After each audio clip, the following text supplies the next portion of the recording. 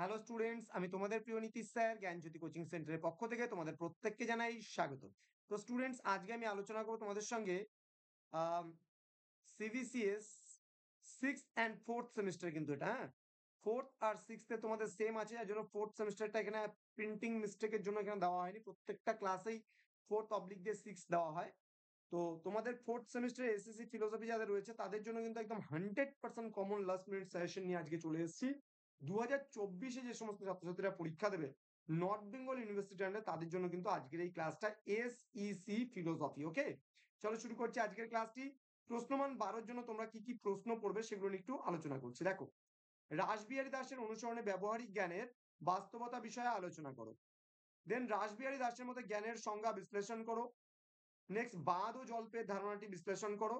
এদের মধ্যে কোন জন্য প্রধান সহকারী তা লেখো। দেন তর্ক বলতে কি বোঝো, ভারতীয় তর্ক বিজ্ঞানে তর্কের ভূমিকা আলোচনা করো। নেক্সট, সংশয় ধারণাটি আলোচনা করো। সংশয়কে অযথার্থ জ্ঞান বলা হয় কেন আলোচনা করো। নেক্সট, ব্যবহারিক জীবনে দর্শনের উপযোগিতা আলোচনা করো। নেক্সট, রাসবিহারী দাস অনুসরণে বিশ্বাস ও জ্ঞানের মধ্যে পার্থক্যগুলি আলোচনা করো।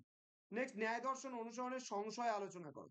নেক্সট, জল্প বলতে কি বোঝো, জল্প ও বিতণ্ডার মধ্যে পার্থক্যগুলি লেখো। এই কটা হলো তোমাদের 12 নম্বরের প্রশ্ন।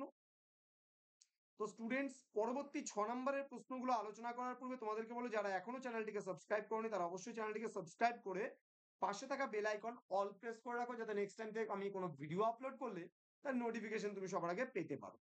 নেক্সট, প্রশ্নমান 6-এর জন্য তোমরা কি কি পড়বে, জ্ঞান ও চেতনার মধ্যে পার্থক্যগুলি আলোচনা করো। নেক্সট, তুমি কি মনে করো জ্ঞান সম্ভব? তাহলে দর্শনে আমরা কি প্রকারের জ্ঞান লাভ করি। নেক্সট, রাসবিহারী দাস অনুসরণে প্রধান ও অপ্রধান জ্ঞানের পার্থক্যগুলি লেখো। নেক্সট, বাদ ও জল্পের মধ্যে পার্থক্যগুলি কি কি তা আলোচনা করো। ন্যায় দর্শন অনুসরণে বিতণ্ডার লক্ষণগুলি আলোচনা করো। নেক্সট, তর্ক কি প্রমাণের প্রবর্তক? ন্যায় দর্শন অনুসরণে আলোচনা করো। নেক্সট, জ্ঞান ও সত্য জ্ঞানের মধ্যে পার্থক্য লেখো। সত্য জ্ঞানের প্রকৃতি কি? নেক্সট, মুখ্য ও গৌণ গুণের মধ্যে পার্থক্যগুলি লেখো। পরবর্তী প্রশ্ন, দর্শনে আমরা বাস্তবতাকে একটি সমগ্র বা অখণ্ড রূপে জানবার চেষ্টা করি, সংক্ষেপে আলোচনা করো। জল্প কিভাবে বাদ থেকে ভিন্ন আলোচনা করো।